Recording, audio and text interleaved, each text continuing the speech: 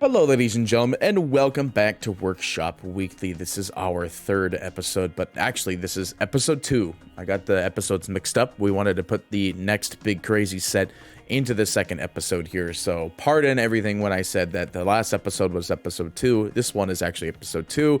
The episode before this one, which is going to be released afterwards, will be episode 3. I'm Party PD. I'm going to be going over some wonderful workshop sets for you and making sure that each and every workshop artist gets their fair cut of the jib, as we want to get into these sets as soon as possible, because we know that you're here to look at some wonderful workshop sets, and I want to make sure that you know exactly what sets you're getting when it comes into the store, and to make sure that you vote for these sets yourself to get them in. Each Workshop Weekly will have the links to each respective set in the description below. Usually it'll be posted in order of the sets that I've done it in, but sometimes we'll mix it up just to sort of keep you on your toes in that description when you're hunting down, to make sure you put the good link and the plus mark to make sure the set gets put into the workshop. So let's go ahead and get into our first set of the day. We have Oda Nobunaga from LaughingSkyPig and Blue Sky. Now, the reason I picked up this set is that I'm a huge sucker for anything that has this samurai-esque style. Like, anything that usually has like the big flag capes on the back of like as a back piece is usually what grabs my attention in a heartbeat.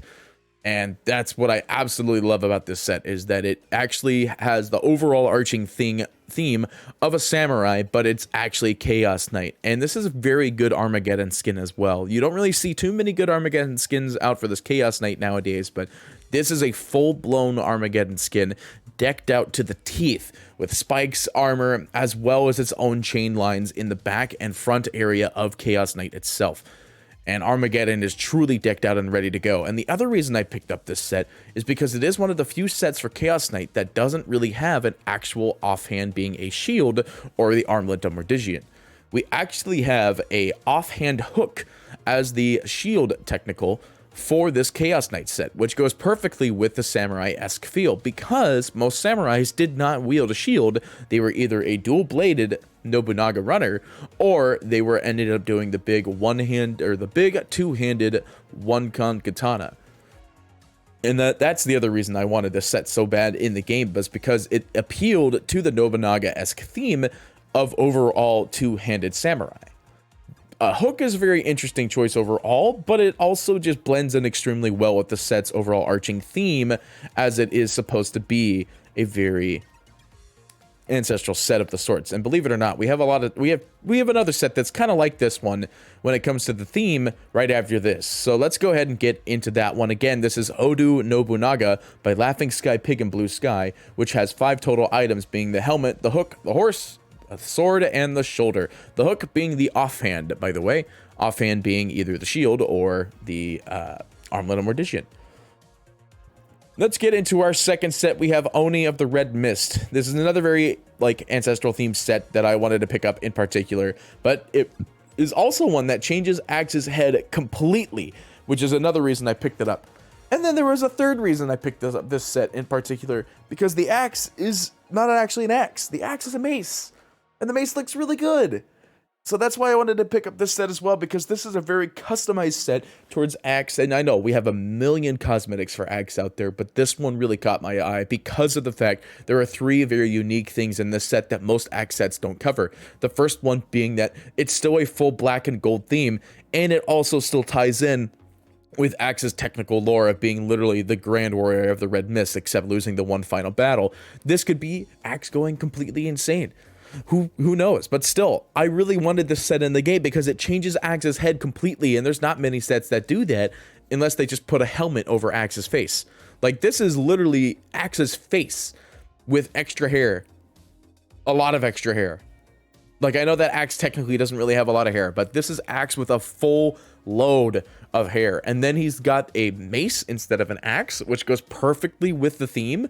And it's all gold and black. Like, the gold and black theme coming out from the International, ever since they've decided to release the gold and black themed heritage sets, like, everyone's trying to chime in now with this black and gold, but you see that it's more rustic gold and it's going to be more crimson black. because obviously you have to match the crimson black with the crimson body that is the actual crimson color. Like, everything has that light little tint in there. You could see it in some of these armor pieces, but it is just straight black with silver gray, not to mention with a blue undertone from both the wrappings and the cords you can see throughout the whole entire set. We didn't really get to see any big animations. Like, we have Axe walking walking down from the radiant side or the radiant bottom lane here. That's really about it. But overall, I wanted this set in the game because it is a very unique set for Axe. And this is Oni of the Red Mist by Summers and CiDDi, which has 5 total items, being the armor, belt, head, mace, which is literally called Mace, Misc, which is the gloves, as you can see on his right hand, as well as the bracer that is on his left.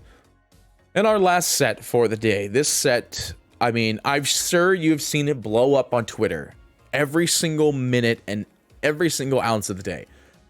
I love this set. I love everything about this set. I love every creator who made this set, because this set is absolutely fantastic.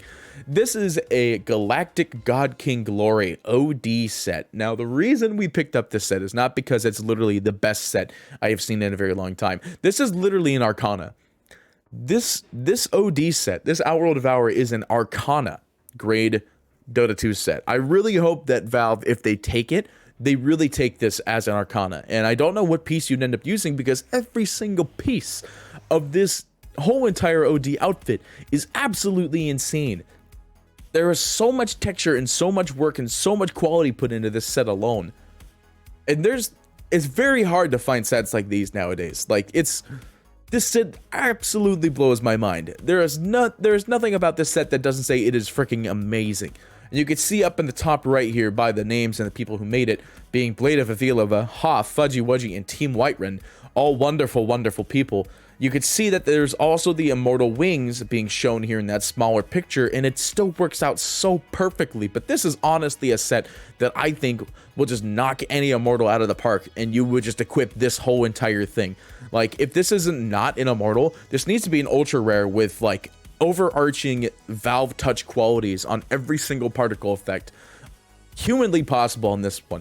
You've got extra little tassels between the weapons. You've also got tassel shoulders holding you in the bottom right picture. You can see here, or the bottom right picture underneath the names, the middle right, you can see that there's the tassels that kind of hold in the other armor pieces together while keeping his arms and legs still sever attached. Then you also have the black and gold augmented overall, with the fact that OD's baseline color scheme is technically this black purple.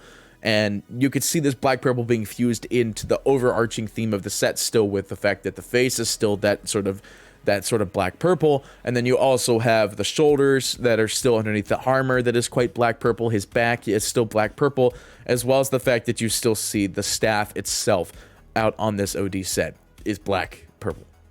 He still has the black scales as well underneath the armor. If you see here during the spin-off underneath the wings, you can see he still has a bit of his baseline color scheme, as well as this overarching new theme being this gold and black trim, more of a bronze, I'd say, actually, depending on the way you look at it from the perspective. And then you just have all of these amazing particle effects and colors that follow suit.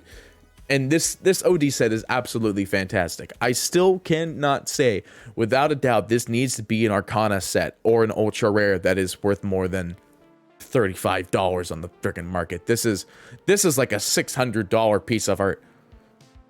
But, like, I'd buy like 6 of them if I were given the opportunity. This has to be an Arcana.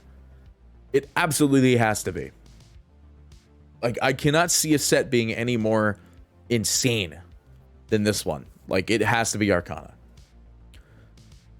With that being said, ladies and gentlemen, I know how do I trail that one off? Well, that's it for this episode of the Workshop Weekly. I hope you enjoyed.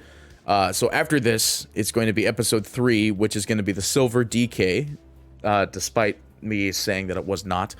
And then we'll have episode 4, which I believe has a Faceless Void set that we're going to be looking at in particular. So don't go far. More Dota 2 Workshop Weekly action for you coming up right around the corner this time next week. So we'll see you next time for some more Dota 2 actions. Part of PD, signing off.